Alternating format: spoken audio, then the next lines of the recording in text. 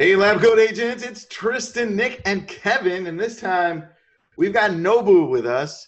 Nobu not only has a badass name, but he's a director of member engagement for NAR. Nobu, we've known you for quite a few years, and dude, you're always super techie, man. We really appreciate you, and we appreciate what you do. So tell everyone out there who doesn't know you who you are, your experience, and what you do now. Yeah, well, I mean, NAR recruited me out of the leadership ranks. I was one of those guys that when I was a realtor in Minnesota, I was that guy. The what exactly is happening at the association level, and they realized that, hey, you know what? Why don't you go and come do something? And I did, and I from there from there I came over to NAR and used kind of my sales experience and brokerage experience that I had before my NAR days as a way to kind of go out there and project, hey, this is what NAR is doing for the folks on the street like you. It's a tough job most of the time because I know the day-to-day business can be disconnected from what happens here in Chicago and in DC, but it's my job to help kind of connect that, and it's a lot of fun, and I believe in it. So it's good times here. Nice, man. What I love about Nobu, and I don't know if a lot of people actually know this, that Nobu is one of us. Nobu was a realtor before working at NAR. So if anybody ever says, who's that guy? He doesn't know how to sell houses. Nobu was a realtor before working for NAR, and so he does know what we're going through. So Nobu, tell us a little bit about, your life as a realtor and how it kind of like progressed into, your job now. Yeah, I mean, like I was talking to you guys before, this is the only business that I know. I got into this business as a sophomore in high school, right around the time the web was starting to become a thing. Yeah. Wait, hold on. You got into real estate when you were like 16? Yeah, younger than that, actually. Yeah. Wow. It was a summer job. My parents got me making fake IDs and parking passes for my buddies because my father was like what Xerox should have been what Microsoft ended up being way early on. And I was doing a lot of stuff for my dad then, and then the web kind of came alive, started to design a lot of things, and the brokerage that did a lot of business with my father was going online. The MLS had, at that point in the early 90s, had just started to go online. Realtor.com was just starting to come into existence, so it was super early on. But yeah, it from Alaska, California, Washington State to Minnesota, and now my wife is a realtor, top producing realtor here in Chicago. I've seen it all. Aside from 6 months, this is the only business that I know. Dude, you're a natural rebel, bro. Yeah, man. I got into the business to get tattoos and to go see punk rock shows in Seattle and Portland, man. So it's like, and I ended up realizing, what realtors do day in and day out. If you help people in an authentic way, it's an awesome way to both make a lot of money and have a future-proof business that technology can't take away from you. So Nobu, how did you get in working with the National Association of Realtors? Well, during when the economy bottomed out, there was a lot of associations out there. My state, my local, and the national they were just kind of grasping for people who had ideas, and I had the ideas, but I also had the wherewithal to help implement it. I'm a big executor of ideas. I love to just do things rather than talk. And that's one of the reasons why they had me come on. And it was almost kind of an accident. I got thrust into leadership positions. It was helping out strategic planning for my state, local, and national boards. And it was just kind of kept falling into this thing. And now, being at this enterprise level of real estate, it's again, kind of purely by accident, but I'm enjoying every minute of it. The sales part, I'm not here for the money. The sales part right now is to me was something that's future proof. And the way things are happening right now are evolving, but you do it the right way. Things aren't going to change that too much. Yeah. But now it's really kind of getting people to not be afraid of what is evolving around them. That is kind of a major mission of mine right now, both internally and externally. Nice. So, go ahead, Tristan. All right. So, Nobu, you have a podcast out there where you interview some top agents and top talent in the industry. You also interact with so many different agents across the nation. What differentiates a successful agent from one that just kind of fizzles out, 5, 6 years out? Well, I think most, and this is from the beginning of real estate. The reason why people fizzle out in general, they burn super bright, but then they flame out is because they do everything for short periods of time, and that just doesn't scale very well in real estate now. What I see more and more of my wife and folks like Lee Brown and Brian Copeland and Ann Jones, what they do is execute on one thing and one thing only consistently over the lifespan of the deals that their clients are going through. So, in here in Chicago, it's less affordable than most markets. So my wife executes on educating buyers and sellers better than technology can for 2 years, and that's it. She also recognizes the fact that a lot of folks here in Chicago don't do that. So it's a huge differentiator for her, right? Whereas folks like Lee, she goes out there and executes on, Facebook Live and educating people that way, both as an agent and as a person. Ann Jones in Tacoma, she does video. I mean, video in a fantastic way. I don't know if you've checked her out, but her videos are not only, of the kind of the 3-bedroom, 2-bath, 2-car garage style, but they're also, here is everything about me in Tacoma, because she's trying to separate her market from Seattle, because right now it's just so crazy out there. So it's focusing, this hyper focusedness on one thing over an extended period of time that's become huge. And you guys and I were both at the Google thing a couple years ago. I think it was a couple of years ago now. It's crazy, right? I feel old. That people start their buy sell process years sometimes before they reach out to an agent, and that's right now. No, go ahead. It's interesting that you bring that up, like, the one thing, focus on that one thing. And so Tristan and I talk about that all the time, your one thing, focus on just doing one thing really well. And actually over time, that's going to evolve with your business and with your clients. We actually had the #1 travel agent in the world for Sandals Resorts talked to us last week, and she's been in the business for 20 years. And like, when you think travel agent, you're like, there's still travel agents, right? Like, she overcame Expedia, right? So it's so easy to book a vacation.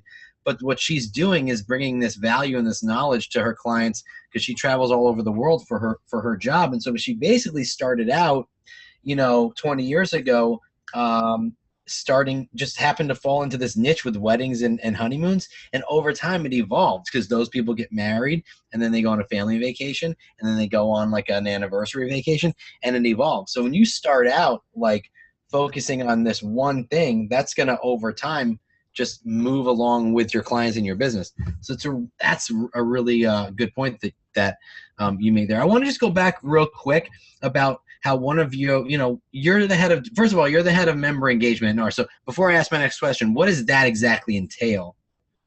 It involves essentially talking to folks like you online, right? But then offline, I'm fully aware that there are these tribes of real estate now, right? So you got, folks like you guys who do a lot of things online, convey value there. But, I also go and speak to leadership at the brokerage level and at the agent level. I go out and do member meetings, conventions, things like that for kind of the general public. And what I do is I love going out and meeting folks who have no idea what their association does for them, and then connect to their business. So I seek out folks who are disassociated with the association to kind of say, hey, you know what? These are the little things that happen on behalf of your business to benefit you and your clients. So it involves a lot of travel, and you think that with all this technology nowadays, we'd be able to do this stuff like what we're doing here more often than not. But you know what? It just isn't like that. And right now, these different tribes that are out there, I've fully earned a lot of their respect, and I spend a lot of time going and interacting with them, trying to figure out what problems they have to see how we can help. I have a question for you. So, I've been in the industry since 2002, and I have to admit, when Tristan asked me to be on this call today as a panelist, I was like, I'm either the best person for this or I'm the worst person, because you're the worst person. Just remember that. I would love to know, and I feel I can speak for a lot of agents in the industry. I'd love to know more about what NAR does do for us, because I know there are lots of things that NAR does do for us, but I'd love to know specifically what some of those things are.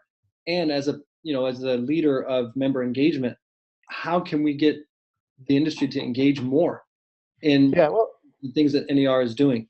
yeah, there's I look at it three pillars of awesome that associations all over the country do, right? So you got the legal battles that they fight. So I mean, I see sometimes when folks talk to you guys about contracts and how contracts are even evolving now with commerce boards, things like that. It's really kind of sussing out little things like that to kind of ease the process for you and your clients in that way.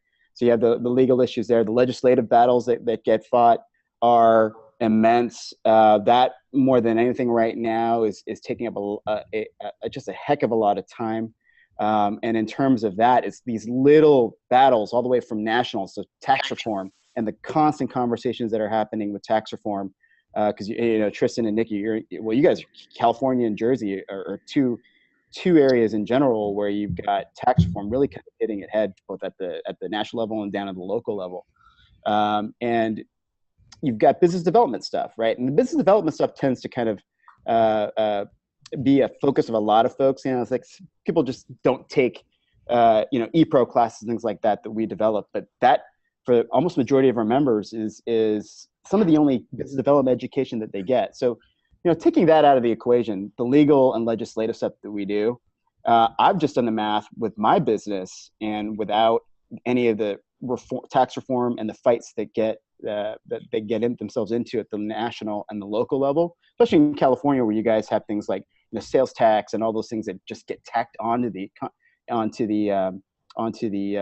transaction, that just, man, 3 times more, in my estimates, that it would cost our clients to buy and sell homes if it wasn't for the legislative fights that we've gotten ourselves into. And then on top of that, you got everything that's evolving around there, like in your guys' markets, in California, especially things like, what does home ownership actually mean now? Is helping define that, when Airbnb is a revenue stream for people, especially for you guys in California, right? So it's helping these huge, slow-moving entities just evolve. That, I'll tell you, that's the most fascinating part, seeing these guys who, you go to these politicians who don't use mortgages to buy houses.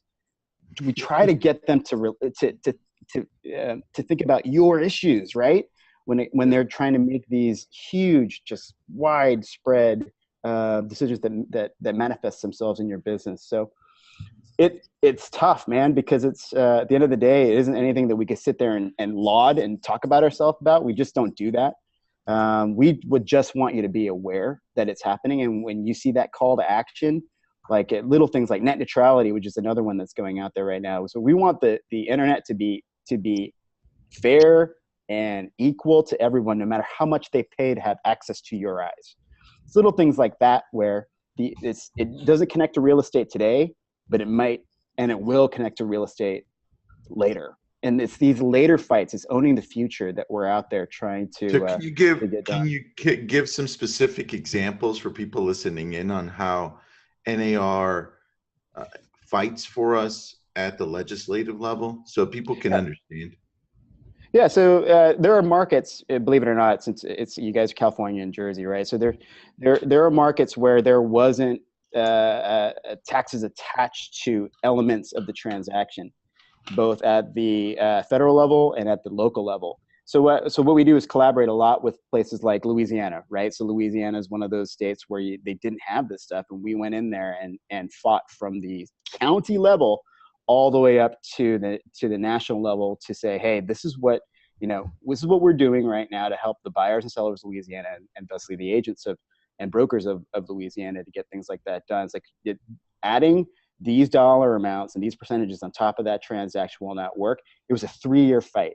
And what was cool about it was that, yeah, that's the thing. I mean, it's just, real estate business is day to day, right? Yeah. But our fights that we do can take years sometimes, especially now with this new administration at the national level. It's causing ramifications down all the way to the local level, that it's prolonging all of these conversations. But I mean, at the end of the day, for example, like what happened in Louisiana, it's happening in Ohio and in other markets, that throughout this fight, the messages got out there. The calls to actions made it to both the local and the national legislators. And people in Louisiana, the buyers and sellers of Ohio, the buyers and sellers of Minnesota all win, right? So it's little things like that. You look at your closing docs, and every little piece there that has a tax attached to it are little individual fights that have been fought either currently, in the past, or will be, especially right now as tax reform becomes a thing. So check that out. And the thing that I did when I would now, it's funny because I'm in my 5-year anniversary now at NAR. I was able to actually torch all of my previous transactions. I actually looked at my previous HUDs and compared it year 1 when I got into the business and year 8 when I left, and the amount of money that was there that wavered was amazing. You know, it's just little fees, these little things that we don't notice day to day that we fight for day to day. Right. Nice. It's pretty cool stuff. So to answer your question, Kevin, it's when CAR has the California Realtors has a call to action. Just take 5 seconds to read it and click on it.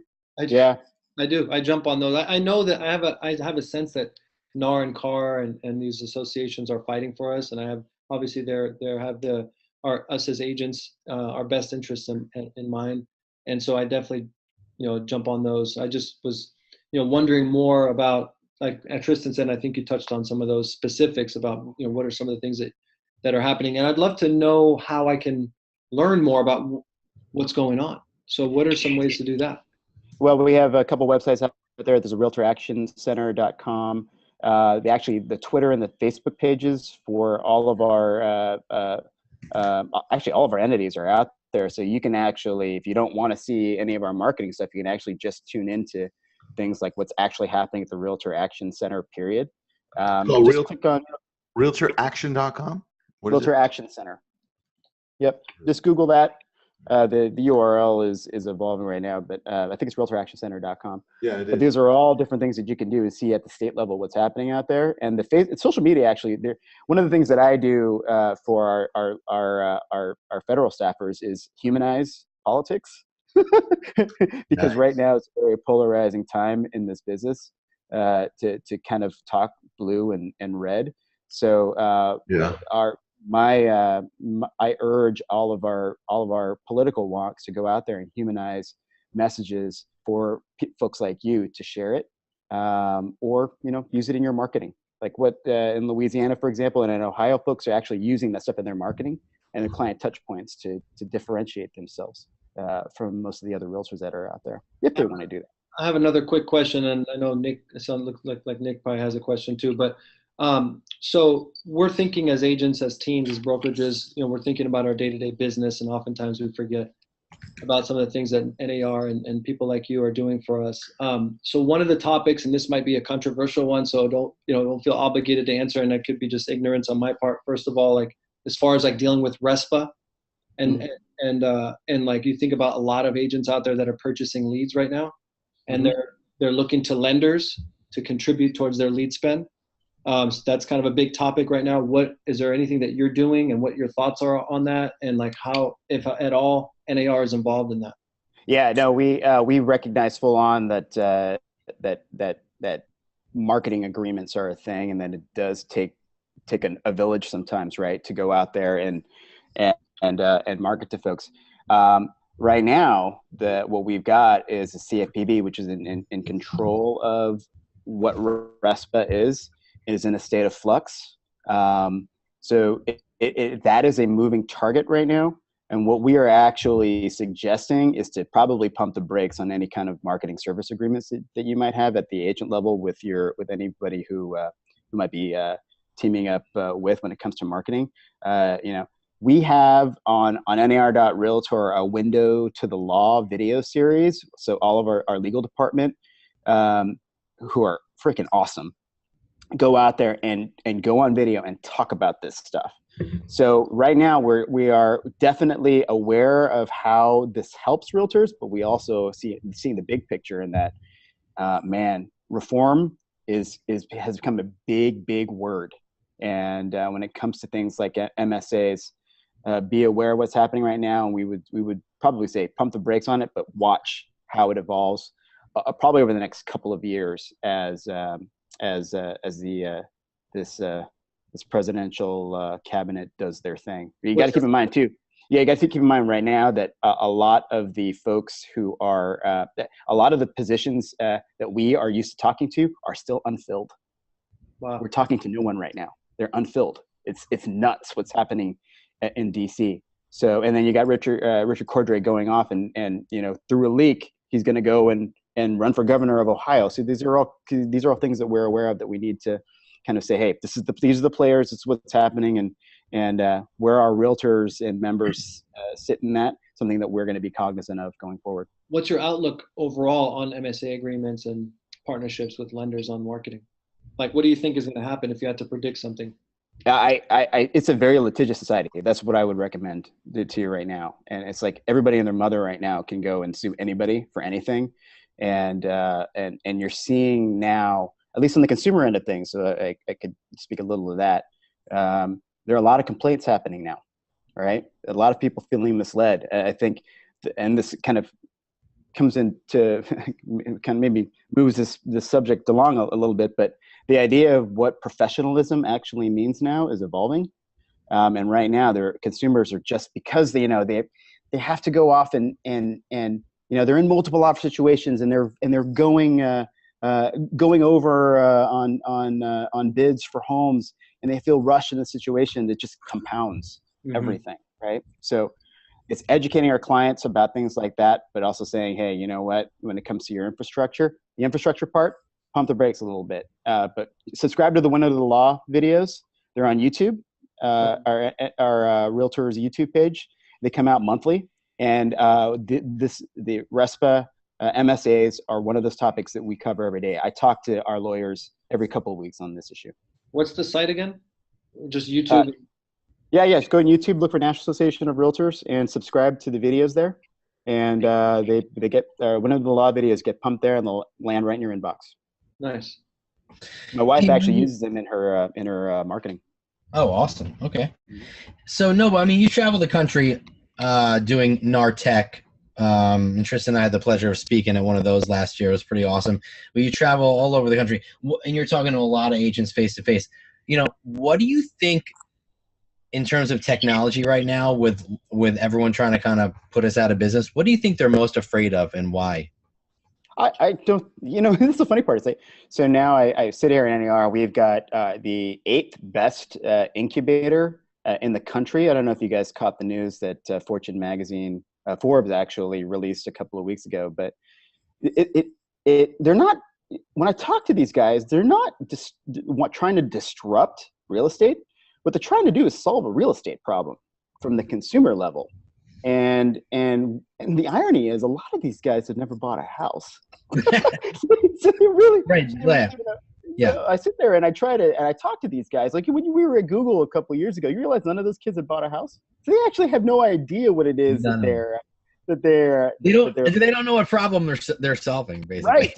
It's getting better though, right? As the social web has allowed folks to be able to kind of share their experiences online, both directly, right, and indirectly with how they search. But this isn't about disruption. These guys are trying to solve a problem, and for me, it's become a point where, and this is what I told my wife when she got into this business. I'm like, you got to constantly think about putting yourself out of business, because only by envisioning a world where you're not in it can you kind of be nimble around the things that are trying to disrupt you. Because at the end of the day, it's going to be very different here in Chicago versus California versus Jersey versus Minnesota. And that's what a lot of the technology guys don't understand, is that real estate problems are very local, just like real estate is. So I'm not concerned about these huge enterprise-sized companies. I'm more concerned about little guys going crazy, right, at the local level, right? Little things that are out there, but those little guys really can't do too much either. They don't have the sheer force to do it. Real estate isn't bought and sold like groceries, because I think if it was, things would be a lot different. But these technology companies, what I tell most agents is this: figure out which technology helps you with your buyers and your sellers, and use that, and use it consistently, and solve their problems, and then do what tech can't. It's interesting because, on Lab Coat Agents, Tristan and I, on occasion, will get some flack because we don't typically tend to consume ourselves with worrying about whether or not something's going to take our job, because I think when a new tech piece of technology comes out, it's clearly there to start a problem, to solve a problem. It's not necessarily there to put us out of business. They're doing what the consumer wants, and so it really starts from us. And if this is here, it's here for a reason. I mean, these guys don't just put something out on a whim and collect millions of dollars in startup cash because it isn't needed. So it's like, okay, why? Like, so we have to think to ourselves, why is this here? It's here because we're not doing something that the consumer needs. And when you talk about Uberizing the real estate industry, really, we're the Uber. We're the one. Uber is there because it's more valuable to us than just calling a cab and getting in a dirty old, car with ripped up seats. It's all about the service that's quick and seamless and as stress-free as possible, right? So that's what it comes down to. We have to look at ourselves and figure out why the consumer needs this and why this product is here. It's not here to take our jobs. Yeah, and I think more than anything now, because I'm talking to Google now about redoing our digital house hunt search from 2012. What we need to really think about as well is the fact that the disconnect between most of us and the way our clients act, because they've been looking for 2 years. I mean, imagine having this pent up, like, I need to do something, I need to do it now, and I call an agent when I'm ready and where I think I'm ready, and I don't get an acknowledgement, and I move on to the next person, and I move on, and the more I don't get that acknowledgement, the more I just want to act. When I was an agent, my company had a really good customer service department that scrubbed leads and basically told people, hey, you know what? You're sitting in front of a house and you're forgetting about the human element here. I realize you guys want to act now, but there's a family in that house. They're getting kind of weird out about you sitting in front of them, staring into their windows and wanting to see the house right now. It's like, the human element is one of those things that cannot be taken away by real estate. But what we can do is better help people anticipate. And I say, don't even talk about education anymore, because the internet has disintermediated education. I think if we can help people anticipate their issues in regards to what they see, what they experience, the better. And it's going to change and it's going to be different. But right now it's I mean, the solving a problem, this whole immediate acknowledgement, I swear to God, 90% of our problems can be helped if we just acknowledge that email, acknowledge that phone call, pick up the phone when somebody called and say, hey, you know what, I'm busy, but I'll call you back at 5 p.m. tonight when I'm done showing 35 houses today, right? It's little things like that technology really can't take away. It's just, oh, I didn't understand. Now I get it. Those aha moments that are different from people, buyers, sellers, everywhere you go. So Nobu, so then with that said, do you look at the portals as a threat or as a help to our industry? Or I came from the days of newspaper advertising. I remember vividly my first weekend in real estate was refilling the MLS book as a kid, and I'm going, what? I'm like, literally, there was a courier that dropped off 4 pieces of paper for me to put into these binders. Okay, and then the other one was so we have the couriers, then you have the newspaper advertising, and I don't see a lot of these people doing anything different from making 3 bedrooms, 2 bath, 2 car garage look really, really good, right? I talked to Suzanne Mueller of Realtor.com a couple of weeks ago, and she said something that was really cool at this broker summit that I was at, and it was, real estate has become a spectator sport for so many people, right? Looking at houses has become a spectator sport. Yeah. And they've done it really, really well. I got to say that. All of them, right? Realtor.com is doing well. Zillow is doing well. These guys have done really, really cool things. But Nobu, in essence, I'm not worried. Yeah, go ahead. It comes from social media. Facebook and Instagram. It's a spectator sport. If you look at how many people look at things without commenting or liking, that's where it stems from. Mm-hmm. Yeah, good point. People, and real estate's beautiful, and that's what you're seeing. What I love reading, by the way, where I kind of figure out where these guys are going, is I read the developer blogs, right? So all the portals have developer blogs. Redfin's got a developer blog. Even a lot of big brokers have developer blogs. So these engineers talk about and write about what they're doing and list the reasons why they're doing it, which is, to me, is a fantastic way to implement new things into marketing. But all of it is around that. They're trying to ease this friction, right, of looking at houses. But what they end up doing is this battle of trying to bring these consumers closer to agents, right? And that right now is the huge battle that's happening right now. But we have to look at our buyers and sellers in general, our consumers. They don't want to reach out to a person until they're damn good and ready. So no matter what you do, is you have to start attracting clients. And no matter what you use, you have to put that into your arsenal to get that done. Yeah, I'm less concerned about the portals. I look at like how locals can revolutionize search. I look at how markets that didn't have, because you guys are in markets that is pretty transparent. I go to places like Texas where sold data is nowhere. You know where the number one buyer of Texas real estate is? Californians. So you got Californians moving to Texas to run away from taxes, right? And there's a culture shock there, and that's where I see some really cool things happening. And where I see true change happening is at the local level there, right? So, and you're seeing brokerages do that. You know, Gary Wise had a brokerage that did some really cool things around search. I think anytime you can add context to search, you're going to be okay. And it's that context, that expertise that people just don't know are important. And I think, to me, the future-proof battle that we all can fight right now is making expertise a thing, making it something that folks want to gravitate to. You know, when my wife sold her first $1 million place 6 months into her business here, it was both kind of like shocking and sad to me, because I'm like, there's no way somebody should be giving her $1 million in cash to buy a house. But what she did really, really well was put herself into the shoes of her buyer, to the point where they trusted her more than technology.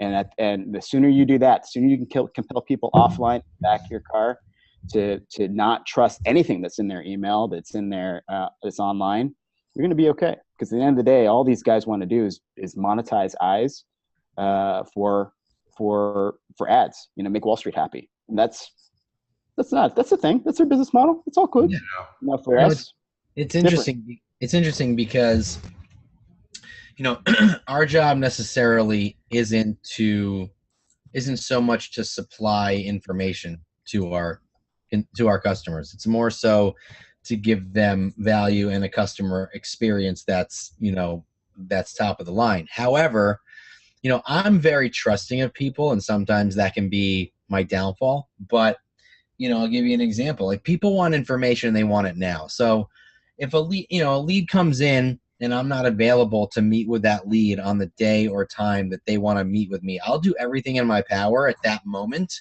to hold on to them as much as I can. So, for instance, you know, a lead comes in and they want to see a house, and it's a Sunday, and they're like, "Hey, Nick, we're in town. We just stopped in. I know it's short notice. We want to see these homes."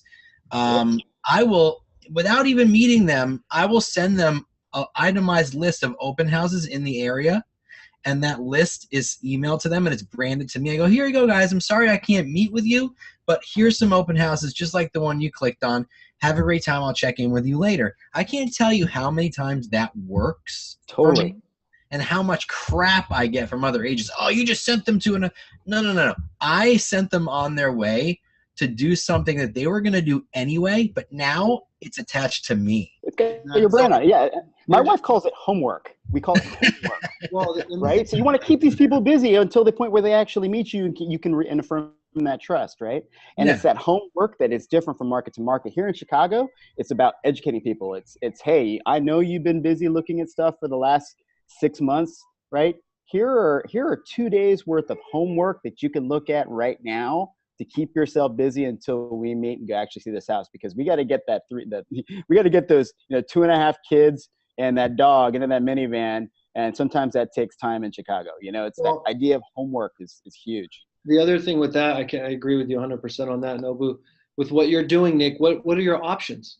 Your other option is not to respond at all. Well, right, exactly. Like we have a team of 5, and luckily for our team that day, everybody had clients to meet. Right, for us, that's great. So nobody was available. So I did the next best logical thing to hold on to them. And guess what? When I met them, they signed a buyer agreement, and now we're looking at houses. They went under contract on one, and the deal fell apart for whatever reason. But the fact of the matter is, this is how I have done things my entire career, and it works because you give them what they want. And like right off the bat, it's better than saying, sorry, I can't do it, right? Like if you don't try, you're never going to know. So right. Well, trust can be earned from afar. Trust can be earned. Exactly. Yeah. If you figure out what they want, give it to them, you're good. Yeah, and I agree. I mean, we're no longer the gatekeepers of information, right? So we need to be able to provide value that's not frankly accessible and like that list of open houses maybe would have been more challenging for them to find. Well, that's the thing. I think like it is more challenging in a sense for them to find because it's a really itemized list of specific homes that I know they're going to like, right? And when you go on Zillow and Realtor and Trulia trying to find all these open houses and put them together and map them out, I mean, that's extra work they have to do. I just made it super simple for them. So we can simplify the process, make the customer experience satisfying and as stress-free as possible. That's our job. And to give them as much value as we possibly can. That's our job. They have information, all the information they can possibly want. They just need us as their guide to get through it.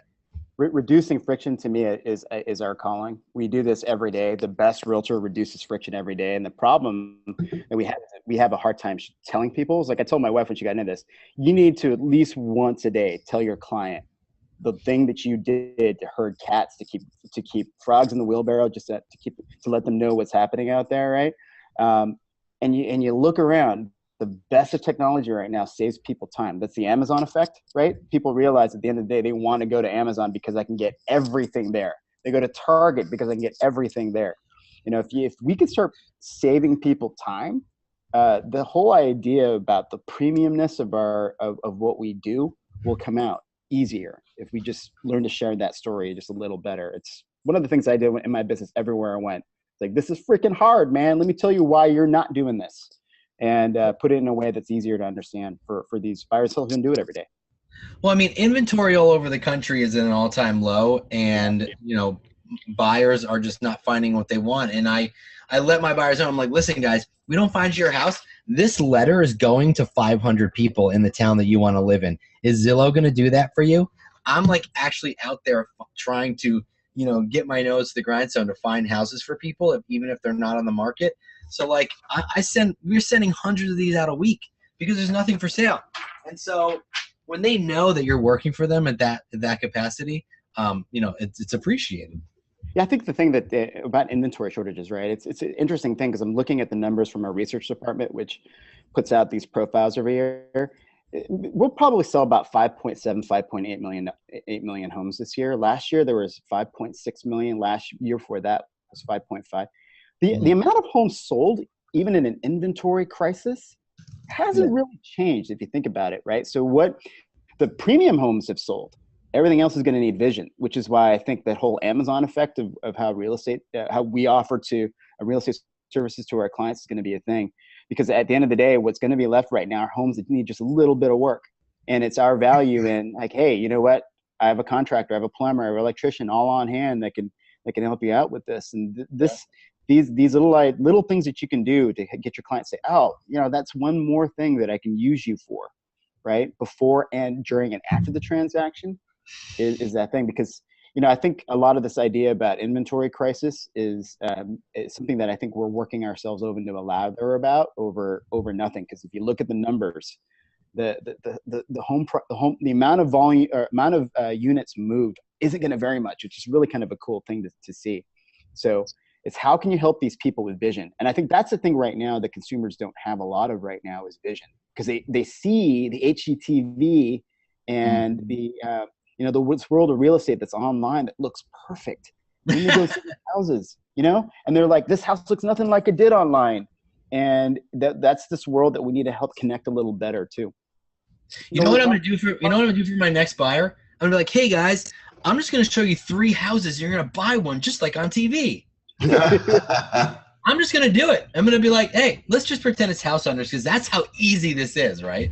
We'll see I how got a friend in Nashville that goes, oh yeah, real estate's exactly like HGTV. So you better only pick 3 houses. You know, one that smells like cat pee, one's $200,000 more than you want to spend, and one that sold out from underneath you 6 months ago, right? So it's macking people with real and reality, and what they'll have to deal with is, it's our thing. It's this whole idea about bringing wisdom to the equation, right? There's a lot of information out there, but zero wisdom, zero knowledge. Speaking of short inventory, one of the things I love about NAR, that now I'm thinking of things that like I've been able to utilize going onto the NAR website is the reporting that you guys do, the statistical data that you provide. I'd like to know, like, first of all, if I'm an agent, I want to find that information. Where can I go to find that? Number one. And number two is like, how do you guys accumulate all that data? Like what are some of the things that you're doing to generate these reports? Because they're like some of these examples are like, people are more likely to buy, first-time buyers are more likely to do this, or, sellers are more likely to do that. So how do you come across and how do you find all that information, and where can we get it? Yeah, if you go to nar.realtor, there's a research link there that has access to all the reports. And as they come out, you can actually, I would say just bookmark it. You can see in real time when new reports come out. They come out pretty much every month. When it comes to the data, we get it.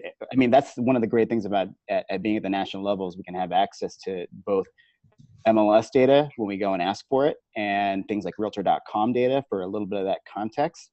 And we have staff that, we have a staff member right now who is researching the hell out of how student loan debt is actually affecting buyers, right? And how much is affecting sellers, right? And these are little things like that, these folks, because we're at the national level, we have the ability to do, we have the clout to get it done. So the data is there. What we're constantly doing is trying to make that actionable for you. And then it's organizations like Google that come out of the woodwork to go out there and say, hey, you know what?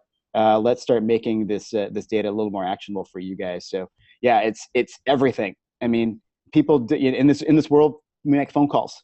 We make phone calls to people, which is one of those things. And we look at the lists that we have access to.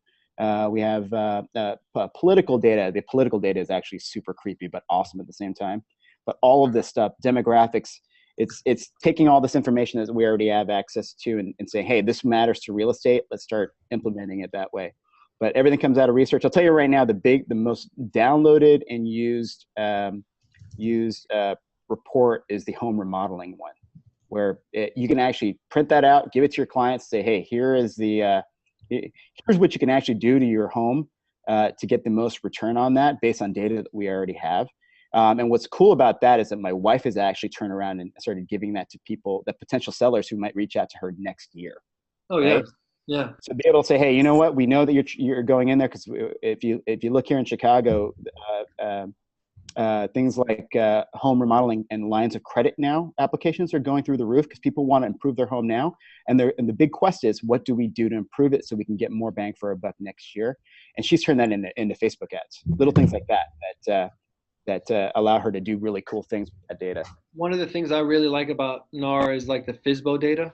Mm-hmm. Use that. You're calling Fizbos the statistics of people that sell their homes with a realtor is like X higher than someone that sells at a Fizbo level, like sells their home as a Fizbo. So that type of data is like so crucial because we could just like point to look at the National Association of Realtors.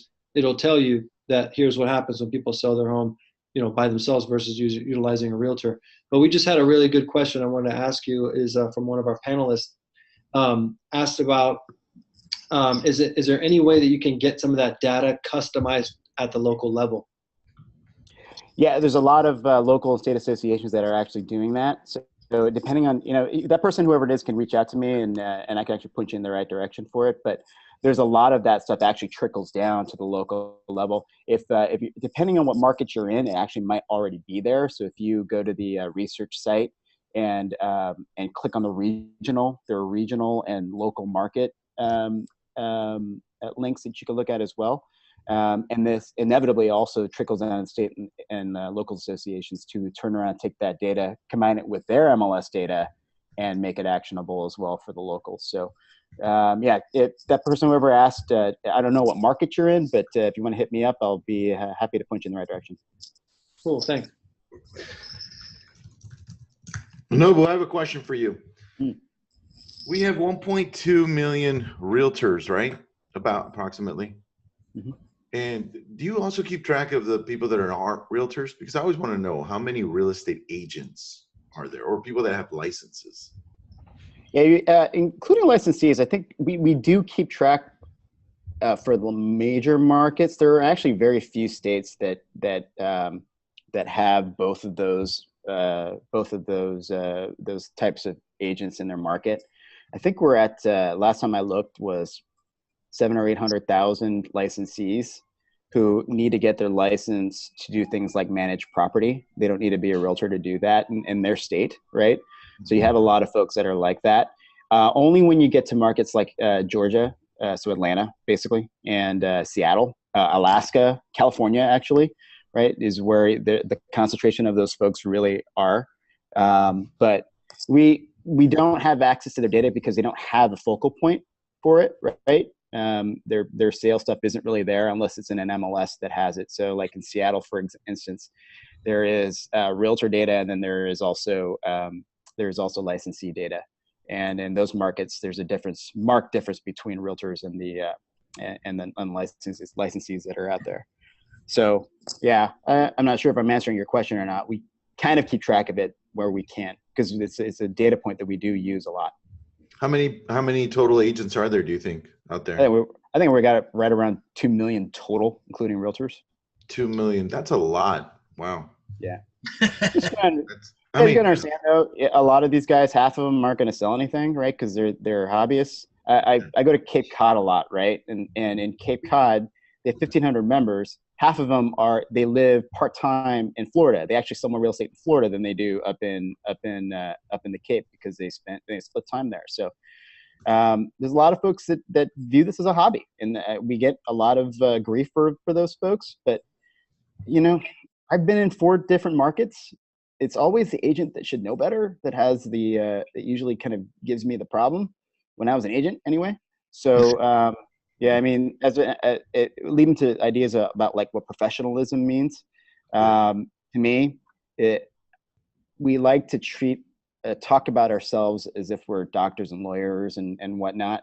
But I've never heard a perspective. I've never heard a lawyer tell a prospective lawyer, "There's too many of us. Don't do this." Right? Stop it. We don't want you. I've never heard a professional accountant tell a wannabe accountant, "We don't want you. There's too much. There's too many of us." I think this whole idea about fearing that one deal that this person might get is a thing, but I look more about the concentration of where deals are, and it's happening at the top. It's crazy what's happening out there because you mentioned it, right, Kevin, with teams and stuff. Yeah. So, but I think in general, to future-proof our business, and this is something I encourage at every level, right? When I'm talking to brokers, when I'm talking to association people, when I'm talking to agents like you guys, I think we need to start defining and articulating what professionalism actually means, because there's this assumption. I've also never seen a brain search and post on Facebook. Just saved another life today. #boom. We want to compare ourselves to doctors and lawyers, but we love to talk about how many houses we're selling. Yeah, and that works for somebody. That's totally cool. Look, I do it too. I'm just saying. It didn't work for me. I'm not going to compare myself to a doctor who went to school for 7 years to like learn how to operate on a brain. But, I think in the sense that like everyone has a doctor and everyone has their attorney, right? Like you want to be someone's realtor. So I understand in the sense of that, we want to be top of mind just like they are. Well, with that, I mean, speaking of professionalism and doing the right thing, what about more education for realtors? Yeah. Raise the bar, and then you'll probably filter out some of the people that shouldn't be in the industry in the first place, frankly. There's even been talk of raising dues, right? Like raising the dues, like, just at your local level and the association level, like, because, and I agree with Kevin, there definitely needs to be more. Like, I'm going to go for my Michigan license next because I want to expand my team up to Michigan. Dude, it's a 40-hour class I can take online. Yeah. Like, I just think that's unacceptable. But yeah, it's an uneven thing. But I think in general, is it's revenue. It's a revenue stream. That's, I mean, from like, I don't know what I'm talking about here. Like, I'm just looking at it from a outside perspective. The more agents that come in, the more revenue is generated to, Yeah. let's say, the associations or the BRE or whoever. And so why not let more people come in? Make it easy because you're going to generate money from them. So Yeah, that's, the licensing boards, you know, and this is me talking. I think there's definitely a disconnect because I've been in parts of many conversations about raising this whole idea about this raising the bar to get into this business, and we do have the optics as a national organization of especially in this day and age, trying to you know, suss out who becomes a realtor and who doesn't. It becomes very hairy, especially when it comes to our other issues at the legislative level.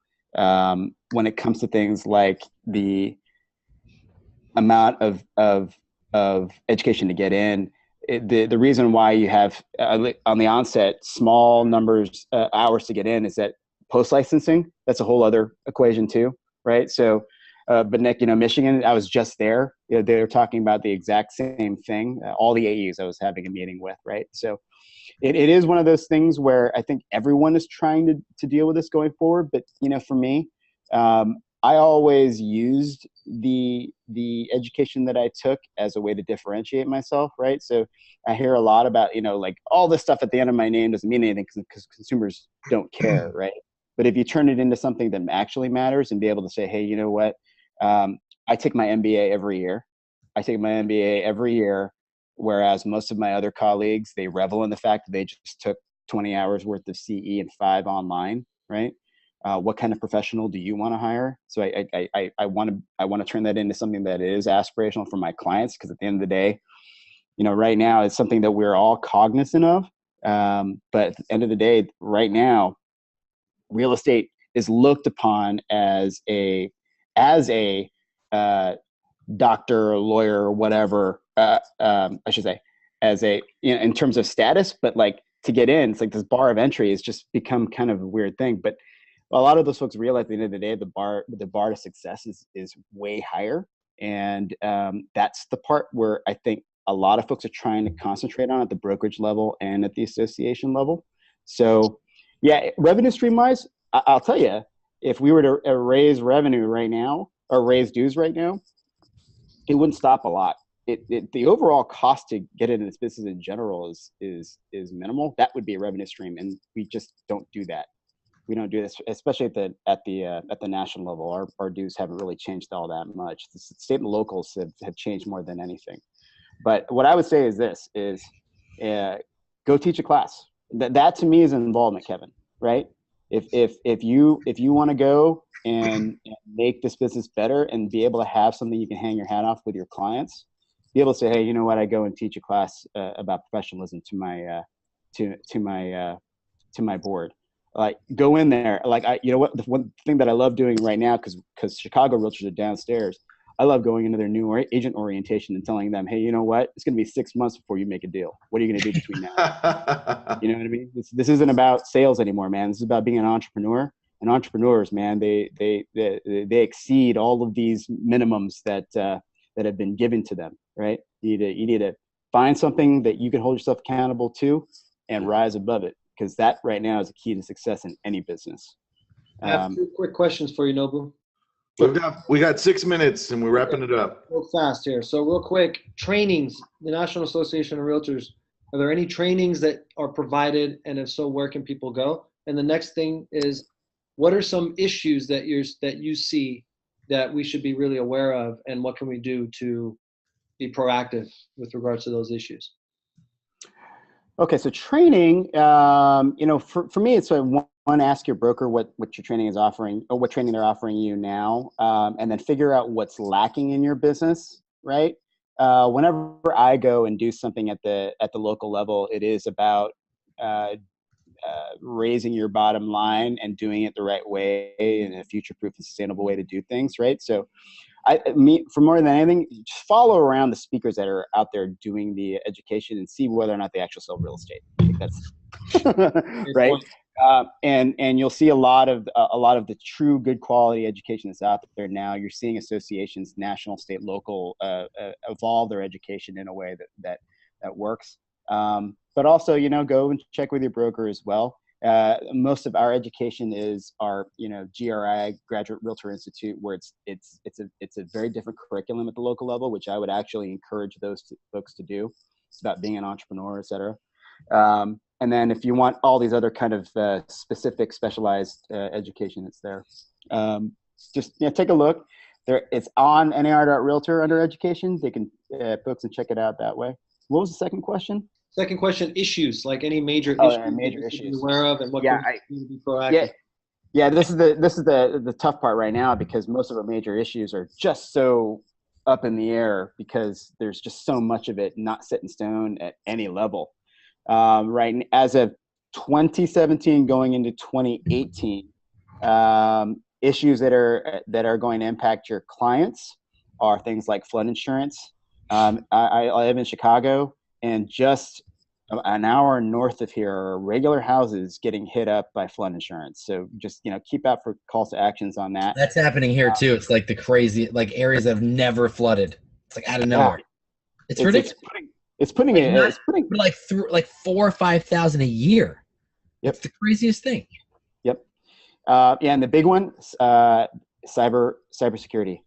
KW just got hacked. Yeah. Netflix and HBO just got hacked. And you're seeing cyber scams happen, and it's not broker centric. Right now, information is online. It's in some like virtual cloud warehouse someplace in like California and India or something like that.